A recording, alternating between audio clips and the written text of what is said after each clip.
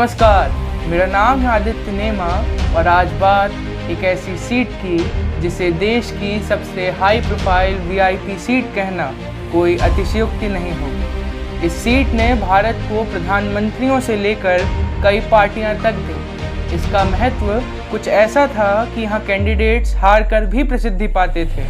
आज बात फूलपुर लोकसभा सीट की, एक ऐसी सीट जिस पर चुनाव में 2 सांसद चुने जाते थे, एक ऐसी सीट जिसका जिक्र आते ही याद आते हैं नेहरू जी, और एक ऐसी सीट जिससे पहली बार किसी प्रभावी हस्ती ने सत्ता के शीर्ष नेता को चुनौती दी। बीते दिनों मैंने भारत के पहले चुनाव जो साल 1952 में हुए उनका लेखा जोखा खंगाला तो पाया कि उस वक्त फूलपुर नाम की कोई सीट हुआ ही नहीं करती थी। असल में जब इसका नाम इलाहाबाद ईस्ट कम जौनपुर वेस्ट हुआ करता था। असल में भारत आज़ादी के बाद अपना पहला चुनाव देख रहा था और कुल सीटों की संख्या थी 489 पर संसदीय क्षेत्र थे 401।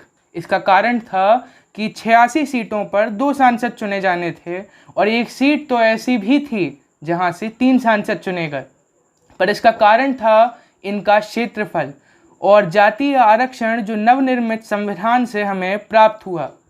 पर अब चलते हैं फूलपुर के चुनावी इतिहास पर। साल 1952 में इस सीट से जवाहरलाल नेहरू और कांग्रेस के ही दूसरे उम्मीदवार मसूरियाद्दीन खड़े हुए और इन दोनों को जीत भी हासिल हुई। इनके वोटों की गिनती कुछ इस तरह थी। जवाहरलाल नेहरू को 2,33,531 वोट मिले और मसूरियाद्दीन के खाते में 1,81,700 वोट पड़े। अगली बार सन 1957 में भी यही सिलसिला जारी रहता है। पर साल 1960 में चुनाव आयोग ने तय किया कि एक संसदीय क्षेत्र से एक ही सांसद को चुना जाएगा। अतः साल 1962 के चुनावों में मसूरियाद्दीन की फूलपुर लोकसभा क्षेत्र से रुखसती हो गई। लेकिन एक नेता ऐसा भी था जो इस सत्ता के सूत्रधार को सीधी चुनौती देने उतरा। ये नाम था राम मनोहर लोहिया का। जी हाँ, राम मनोहर लोहिया जवाहरलाल नेहरू के सामने फूलपुर लोकसभा क्षेत्र से खड़े हुए। राम मनोहर लोहिया ने अपनी एक राजनीतिक रैली में कहा था कि मैं जानता हूं कि नेहरू जी की जीत निश्चित है, पर मैं इसे अनिश्चितताओं से भरना चाहता हूं और उन्हें बताना चाहता हूं कि वे अपनी सत्ता में सुधार करें। मुझे इस राजनीतिक द्वंद्व का एक और किस्सा याद आता है। ये किस्सा है सन 1953 का। इस दौर में लोहिया लखनऊ में थे। उन्हें मालूम हुआ कि दारुल शफ़ा में प्रजा सोशलिस्ट पार्टी की ज़िला इकाई की बैठक चल रही थी। वह भी बैठक में चुपचाप पहुंचकर पीछे बैठ गए। बैठक में नेहरू को लेकर वक्ता एक से एक टिप्पणियां कर रहे थे। लखनऊ ज़िले के एक नेता तो इतने ज़्यादा उत्साहित हो गए कि वे नेहरू और लेडी माउंटबेटन के रिश्तों तक टिप्पणियां करते हुए पहुँच गए। लोहिया जी अचानक खड़े हुए और तेज़ आवाज़ में बोले, चुप रहो, जो मन में आ रहा है उसे बोलते ही जा रहे हो। नेहरू के बारे में कुछ पता भी है? पर तब तक मंच पर बैठे नेताओं ने लोहिया को पहचान लिया और वे तेज़ी से मंच से उतरकर डॉक्टर लोहिया के पास भागते हुए आए और उन्हें माफ़ी मांगते हुए अपने साथ मंच पर ले गए। मंच पर पहुंचे डॉक्टर लोहिया का चेहरा गुस्से से लाल हो रहा था। वे बोले, राजनीति में व्यक्तिगत आलोचना और स्त्री पुरुष संबंधों को लेकर किसी के जीवन पर निजी टीका टिप्पणी ठीक नहीं। इस तरह की टिप्पणियां वे करते हैं जिनके पास तर्क नहीं होते। कम से कम प्रजा सोशलिस्ट पार्टी के लोगों से तो मैं ये तर्कहीन और अमर्यादित टिप्पणियों की उम्मीद नहीं रखता था। आप लोग एक बार ठीक से जान लें कि लोहिया प्रधानमंत्री नेहरू की नीतियों का विरोधी है, ना कि जवाहरलाल नेहरू का। ये अद्भुत राजनीतिक शिष्टाचार आज के दौर में जैसे विलुप्त हो गया है, एक्सटिंक्ट हो गया है, पर मैं इस पर टिप्पणी ना ही करूं तो बेहतर है। अब चलते हैं साल 1962 में। कांग्रेस के उम्मीदवार थे जवाहरलाल नेहरू और संयुक्त सोशलिस्ट पार्टी के उम्मीदवार थे राम मनोहर लोहिया। राम मनोहर लोहिया के पास संसाधनों का अभाव था, कमी थी, इसलिए कभी कोई गाड़ी मिलती, वरना वे इक्के पर ही सवार हो निकल पड़ते। गांव-गांव इस इक्के पर घूमते और जनसभाएं होती और आखिर में अपने पार्टी ऑफिस लौट आते।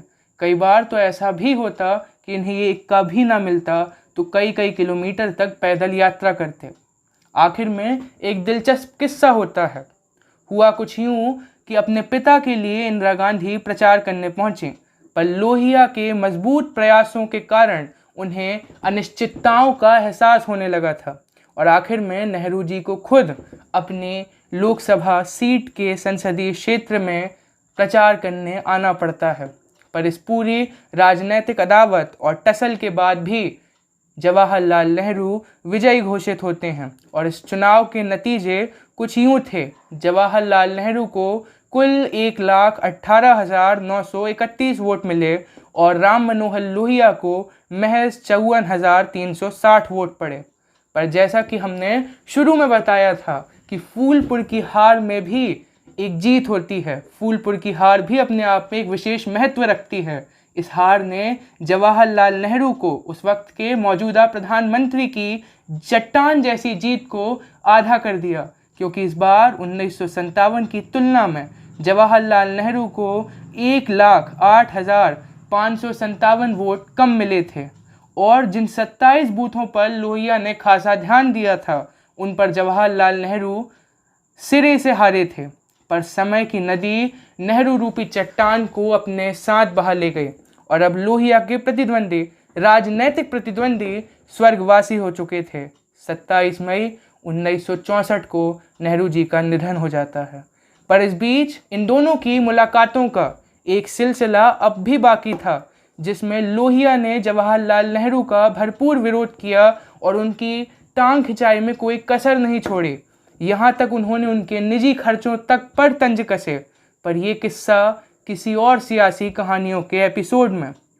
लेकिन जब तक के लिए आप हमारी चैनल दुनियादारी को सब्सक्राइब करें और घंटी का बटन भी बजाएं, जिससे कि अगली सियासी कहानी आप तक सबसे पहले पहुंचे।